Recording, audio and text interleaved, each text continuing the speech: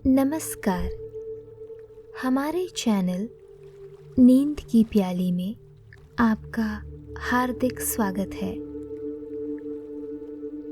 आज हम आपको एक अनोखी और मधुर कहानी सुनाने जा रहे हैं जो आपके दिन भर की थकान, परेशानियों और सभी उलझनों को धीरे धीरे आपसे दूर कर देगी, ताकि आप पूर्ण शांति से नींद की मीठी गोद में समा सकें। तो सबसे पहले एक शांत, आरामदायक जगह पर बैठें या लेट जाएं। अपनी आंखें बंद करें और धीरे धीरे अपनी सांसों पर ध्यान केंद्रित करें। गहरी सांस लें और उसे धीरे धीरे बाहर छोड़ें। आज का दिन चाहे कितना ही कठिन क्यों ना रहा हो, अब सब कुछ पीछे छोड़ देने का समय है। याद रखें, जब हम भविष्य की चिंता में खो जाते हैं तो वर्तमान की खूबसूरती हमसे छिन जाती है। अपनी हर सांस के साथ अपने मन की हर फिक्र को बाहर निकालें। जब भी सांस छोड़ें, अपनी सभी चिंताओं को छोड़ने की कल्पना करें। अपने शरीर को पूरी तरह से ढील दें। अपने मन को शांति की गहराई में डुबो दें।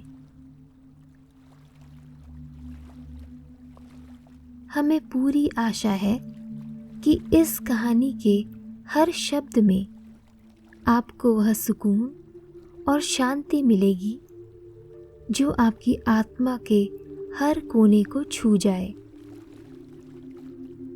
तो आइए अपने मन और शरीर को इस पल में डुबो दें और हमारे साथ इस नई जादुई कहानी के अनुभव में शामिल हो जाएं।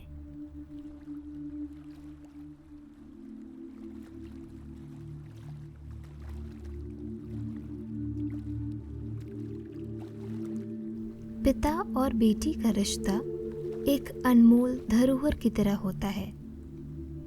पिता अपनी बेटी में न केवल एक दोस्त बल्कि अपनी आत्मा का एक अंश देखता है और उसे दुनिया की हर खुशी देने के लिए हर कठिनाई का सामना कर सकता है।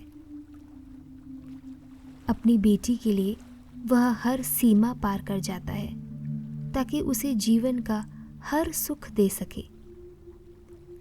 वहीं बेटी अपने पिता के स्नेह और सुरक्षा के आंचल में पलती है, जहां उसका जीवन पिता के अथाह प्रेम और त्याग से संवरता है।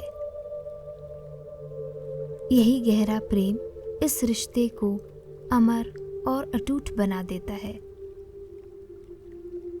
आइए सुनते हैं एक ऐसी ही कहानी, एक मेहनती पिता और उसकी प्यारी बेटी की। एक छोटे से गांव में एक मेहनती किसान और उसकी बेटी मीत रहते थे। किसान हर दिन सूरज की तपती धूप में खेतों में पसीना बहाता था। उसकी मेहनत का एक ही मकसद था, अपनी बेटी के लिए एक बेहतर भविष्य। उसका सबसे बड़ा सपना था कि मीत पढ़ लिख कर शिक्षित और आत्मनिर्भर बने। मीत भी अपने पिता के सपनों को साकार करने के लिए दिल लगाकर पढ़ाई करती। पिता और बेटी के बीच एक अनमोल रिश्ता था जो सच्चे प्रेम, समर्पण और परस्पर देखभाल से बंधा हुआ था। एक दिन जब मीत स्कूल में थी, उसकी टीचर ने यह घोषणा की कि आगे की पढ़ाई के लिए नई किताबों की ज़रूरत होगी और सभी छात्रों को इसके लिए पैसे लाने होंगे। मीत के कानों में ये बात पड़ते ही उसका दिल बैठ गया। उसे याद आया कि उसके पिता पहले ही कर्ज में डूबे हुए हैं, जो दिन रात खेतों में मेहनत कर बस किसी तरह उनकी ज़रूरतें पूरी करने की कोशिश कर रहे हैं। अपने पिता से और पैसे मांगने का ख्याल ही मीत को बेचैन करने लगा। वह गहरी चिंता में डूब गई। धीमे कदमों से घर की ओर चल पड़ी। उसके मन में ढेर सारी उलझनें और चिंताएं, मानो हर कदम उसके दिल का बोझ और बढ़ा रहा हो। रास्ते में उसे अपने पिता का थका हुआ चेहरा बार बार याद आ रहा था। वह उन्हें खेतों में कड़ी धूप में पसीने में लथपथ देख रही थी, जो अपनी थकान को नज़रअंदाज कर खेतों में काम कर रहे थे। उनके तपते शरीर और मेहनत को याद कर मीत का दिल दुख से भर जाता। अगर उसके पिता को यह पता चलता है कि पैसों की कमी के कारण उसकी पढ़ाई रुक गई है, तो वे अंदर से टूट जाएंगे, मानो उनके सारे सपने टूटकर बिखर गए हों। मीत अपने पिता पर और बोझ नहीं डाल सकती थी। उसे खुद ही कोई रास्ता निकालना होगा। लेकिन क्या किसी दोस्त से पैसे उधार ले ले, या फिर स्कूल से कुछ दिनों की मोहलत मांग ले। कई तरह के विचार उसके मन में उमड़ घुमड़ रहे थे, लेकिन कोई समाधान नजर नहीं आ रहा था। उसकी आंखों से आंसू बह निकले।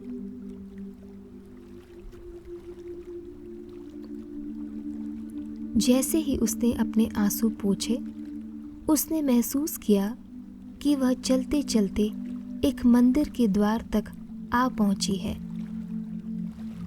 मंदिर की घंटियों की हल्की हल्की आवाज हवा में तैर रही थी।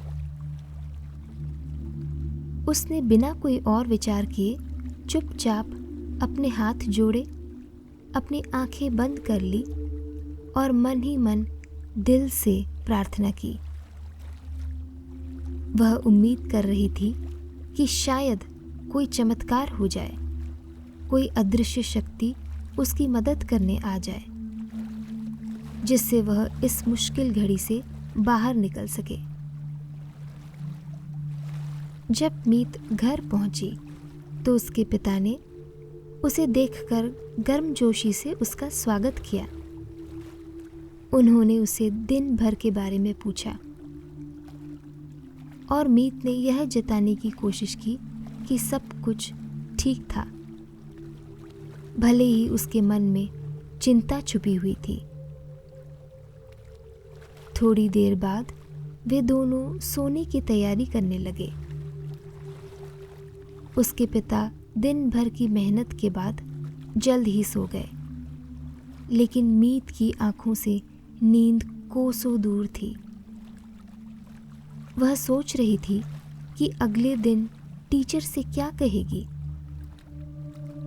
कोई रास्ता नजर नहीं आ रहा था। आखिरकार वह धीरे धीरे रोते हुए सो गई।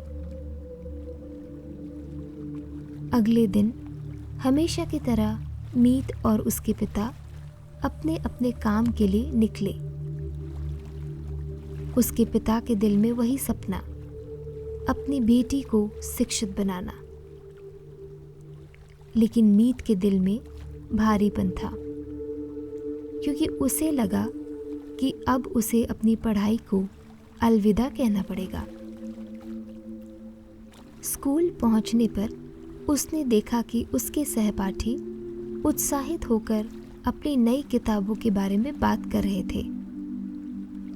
टीचर ने सभी से पैसे जमा करने शुरू किए और किताबें बांटने लगी।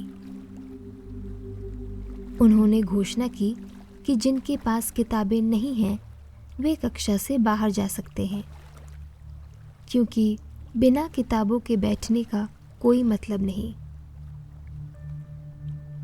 यह सुनकर मीत का दिल और टूट गया। वह अपना बैग पैक करके बाहर जाने ही वाली थी कि अचानक उसके हाथ बैग के अंदर किसी चीज से टकराए। उसने उसे बाहर निकाला और देखते ही दंग रह गई। वह वही नई किताब थी जो उसके सहपाठियां पैसे देकर खरीदी थी। उसका दिल तेजी से धड़कने लगा और वह यह सोचने लगी कि यह किताब आखिर आई कहाँ से। एक पल के लिए उसने सोचा कि क्यों न वह किसी से पूछे, लेकिन तभी कक्षा शुरू हो चुकी थी, इसलिए उसने चुपचाप अपनी जगह पर बैठना ही सही समझा। पूरी कक्षा के दौरान वह उस किताब को निहारती रही और यह सोचती रही कि ये कहाँ से आई। नई किताबों के पन्नों की खुशबू से उसे सुकून मिल रहा था। तभी उसे याद आया कि वह मंदिर के सामने कल रुकी थी और उसने वहां प्रार्थना भी की थी। उसके पिता की कही बात अचानक उसके कानों में गूंज उठी। भगवान की मदद बस एक प्रार्थना दूर होती है। वह जान चुकी थी यह एक चमत्कार था। अगले दिन ये चमत्कार फिर से हुआ।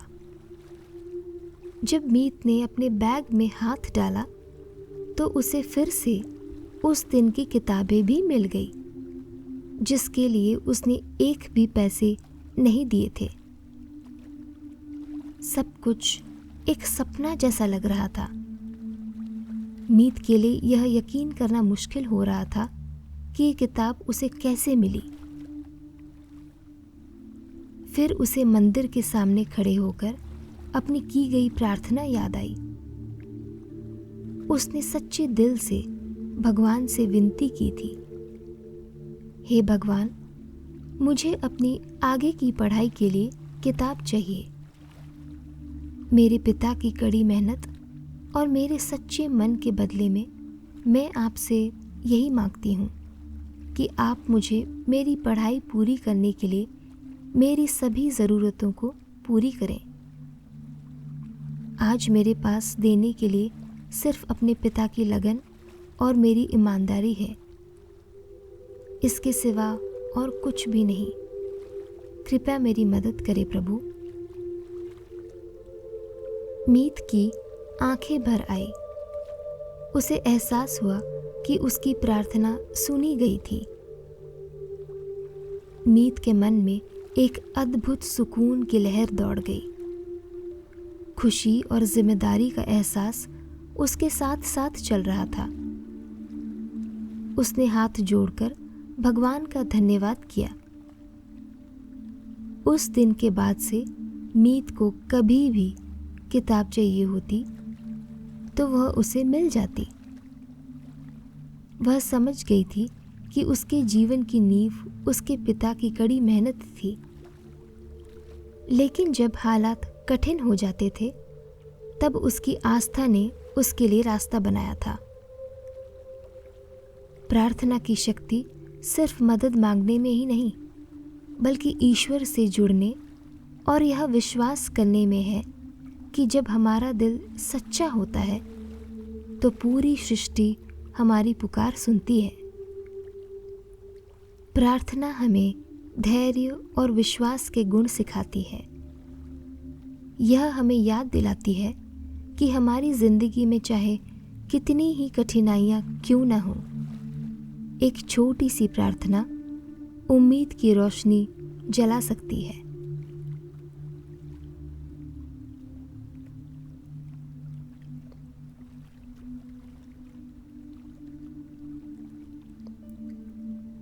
इस कहानी के समाप्त होने पर हम आशा करते हैं कि आप विश्राम के उस गहराई में उतर चुके होंगे जहाँ केवल शांति और सुकून का एहसास है। धीरे धीरे इस कहानी को अपने हृदय में समेटे हुए स्वयं को मीठी नींद की गोद में सौंप दें, जहाँ हर चिंतन, हर थकान विलीन हो जाए और बस एक गहरी मधुर निद्रा के स्पर्श का एहसास हो।